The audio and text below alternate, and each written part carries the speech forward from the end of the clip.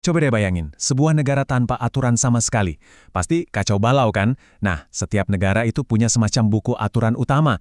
Dan ngerti aturan main ini tuh penting banget bukan cuma buat pemerintah, tapi buat kita semua sebagai warga negara. Oke, kita mulai dari pertanyaan yang paling mendasar dalam politik, dan ini selalu relevan. Siapa yang ngawasin para penguasa? Gimana caranya kita mastiin orang-orang yang pegang kekuasaan itu nggak seenaknya sendiri? Nah, dari sinilah seluruh ide tentang konstitusi itu berawal. Kutipan dari Lord Acton ini, wah, kena banget. Ini ngegambarin bahaya terbesar dalam pemerintahan. Ini bukan cuma omongan sinis ya, tapi ini tuh kayak hukum alamnya kekuasaan. Bawaannya tuh pengen nambah terus, dan kalau nggak ada remnya, ya jadinya sewenang-wenang. Jadi kalau kekuasaan tanpa batas itu bahaya banget, terus solusinya apa dong? Jawabannya ada di dalam buku aturan dasar sebuah negara, yang kita kenal sebagai konstitusi. Yuk kita bedah ide-ide utamanya. Gampangnya gini deh. Konstitusi itu ya buku panduan berisi aturan main. Ini berlaku buat organisasi apapun, mau itu klub buku, perusahaan, sampai negara. Ini tuh fondasinya, dasar dari segala aturan yang ada. Dan di Indonesia, dokumen ini adalah Undang-Undang Dasar 1945. Nah, ini penting banget nih buat dibedain.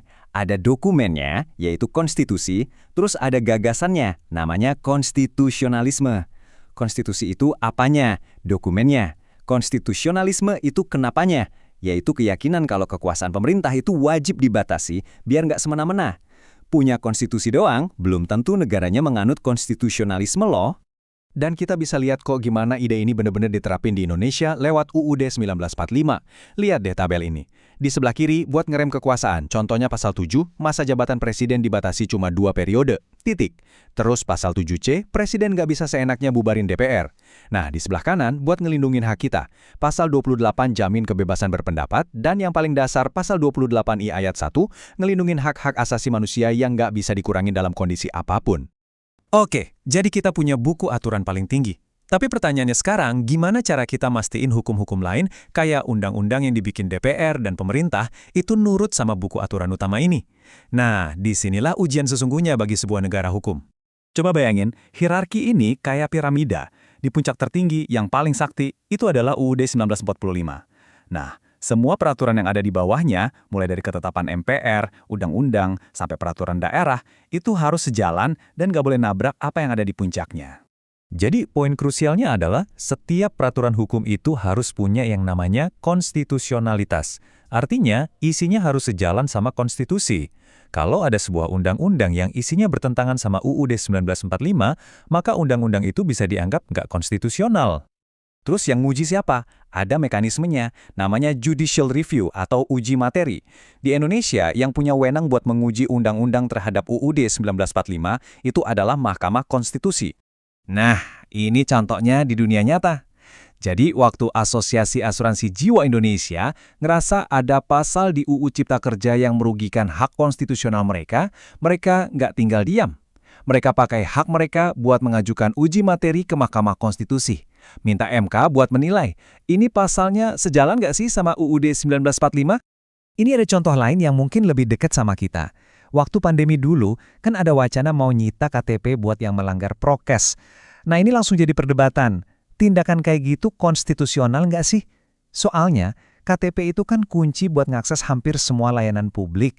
Kalau KTP ditahan, sama aja kayak hak-hak dasar kita yang lain ikut ditahan. Ini bukti kalau konstitusi itu relevan banget di kehidupan kita sehari-hari.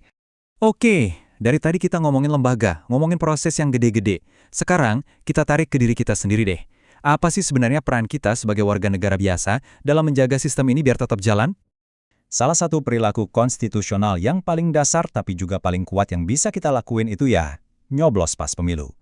Waktu kita pakai hak suara kita itu bukan cuma milih orang loh, tapi kita lagi ngejalanin hak yang dijamin oleh konstitusi buat ikut nentuin arah negara ini mau kemana. Dan poin ini penting banget buat kita ingat. Perilaku konstitusional itu bukan cuma kewajibannya pejabat. Aturan main ini berlaku buat semua orang, baik yang lagi jadi pemerintah maupun kita sebagai warga negara biasa. Kita semua ada di bawah payung aturan yang sama, tanpa terkecuali. Biar kebayang, kita lihat bedanya ya. Di satu sisi, tindakan yang konstitusional itu ya pas pejabat ngikutin aturan main. Contoh, presiden ngajuin RUU ke DPR. Itu kan sesuai prosedur. Nah, sebaliknya, tindakan inkonstitusional itu ya pas aturan dilanggar. Misalnya, amit-amit, presiden main bubarin DPR aja. Wah, itu jelas-jelas nabrak konstitusi. Nah, sekarang giliran kita. Perilaku konstitusional buat kita warga negara itu bisa sesimpel ikut pemilu dan taat sama hukum yang berlaku. Itu fondasinya.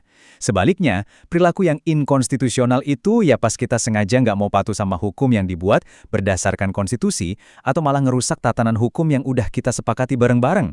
Jadi, setelah kita bahas panjang lebar, emangnya kenapa sih ini semua penting banget? Ini bukan cuma soal teori hukum yang ribet ya, ini soal gimana caranya kita menjaga jantung negara kita ini tetap berdetak, yaitu dengan membuat konstitusi kita tetap hidup. Gini deh, konstitusi yang cuma jadi arsip di perpustakaan itu nggak ada gunanya. Kekuatannya baru muncul kalau dia jadi dokumen yang hidup. Maksudnya, nilai-nilai dan aturannya itu benar-benar dijalanin dan ditaati sama kita semua dalam kehidupan bernegara sehari-hari. Ada pakar namanya Pak Ramlan Surbakti yang rangkum pentingnya konstitusi dalam 5 peran keren ini. Konstitusi itu ibarat akta kelahiran negara.